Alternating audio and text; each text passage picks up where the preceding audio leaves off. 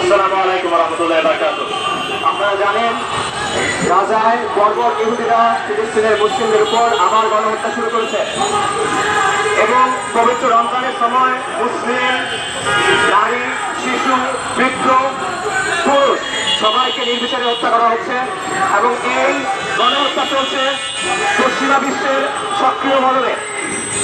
আমরা এই প্রতিবাদে আজ এখানে উপস্থিত হয়েছি।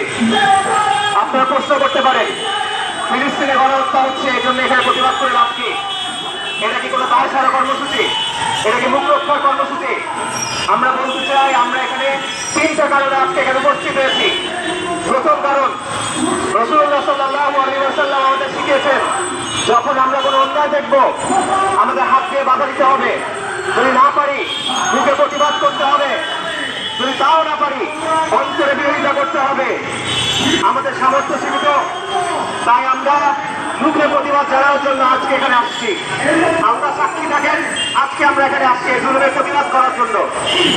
দুই নম্বর কারণ, আপনারা জানেন ফিলিস্তিনের মানুষেরা, গাজার অধিবাসীরা, আমাদের ভাই ও বোনেরা দুনিয়ার মানুষকে আহ্বান জানাইছেন, তারা মুক্তিকামী মানুষকে আহ্বান জানিয়েছেন তারা যেন এই গণহত্যার প্রতিবাদে রাস্তায় নেমে আসেন। তারা মুসলিম উম্মাহকে আহ্বান জানিয়েছেন তারা যেন ইসরায়েলি আগ্রাসনের বিরুদ্ধে, জায়নিস্ট গণহত্যার বিরুদ্ধে, ফিলিস্তিনের পক্ষে, মসজিদ আল আকসার পক্ষে রাজপথে নেমে আসেন। আমাদের ভাইরা ডেকেছেন, আমরা সেইটাকে সাড়া দিয়েছি। ইয়া আহলাল গাজ্জা, হে বাইতুল মাকদিসের অধিবাসীরা, হে সম্মান ও মর্যাদার অধিকারীরা, আপনারা সাক্ষী থাকেন। শাহজালালের মাটি থেকে আপনারা সালাম দেন, হাজী শরীয়তুল্লাহর মাটি থেকে আপনারা সালাম দেন, মুসলিম বঙ্গ থেকে আপনারা সালাম দেন। আপনারা ডাকছেন, আমরা আসছি। আমাদের সামর্থ্য সীমিত, আল্লাহর কসম, আল্লাহর কসম, বিল্লাহিল আযীম, আমাদের যদি সামর্থ্য থাকতো আমরা আপনাদের সাথে থাকতাম। আমাদের শরীরটা এখানে আটকা পড়ে আসে, আমাদের মন মসজিদ আল আকসার সাথে, আমাদের অন্তর বাইতুল মাকদিসের সাথে।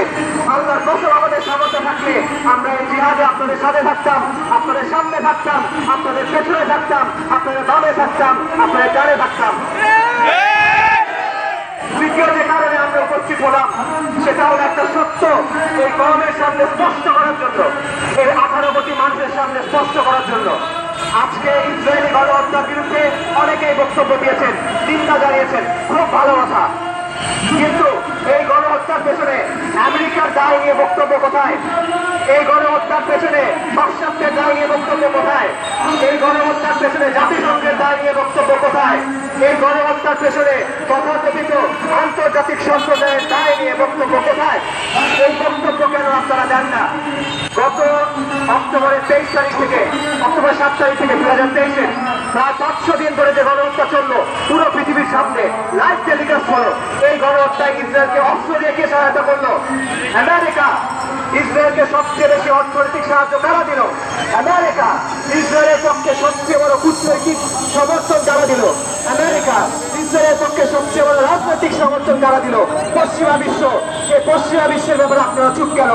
বাংলাদেশের রাজনীতিবিদেরা, বাংলাদেশের বুদ্ধিজীবীরা, বাংলাদেশের মিডিয়া, বাংলাদেশের ছাত্র নেতারা, বাংলাদেশের তথাকথিত বিপ্লবীরা, আপনারা আমেরিকার ব্যাপারে চুপ কেন? আপনারা পাশ্চাত্যের দায়ের ব্যাপারে চুপ কেন?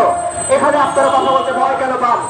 আপনারা যখন পশ্চিমের ভূমিকা নিয়ে চুপ থাকেন, তখন ভারতের মাটিতে বসে আমেরিকান ন্যাশনাল ইন্টেলিজেন্সের ডিরেক্টর তুলসী গ্যাবার্ড বাংলাদেশের ব্যাপারে, বাংলাদেশের মানুষের ব্যাপারে ন্যাক্কারজনক মিথ্যা বক্তব্য দিয়েছেন। তিনি বলেছেন বাংলাদেশে নাকি সংখ্যালঘুদের উপর মারাত্মক আগ্রাসন নির্যাতন চলছে।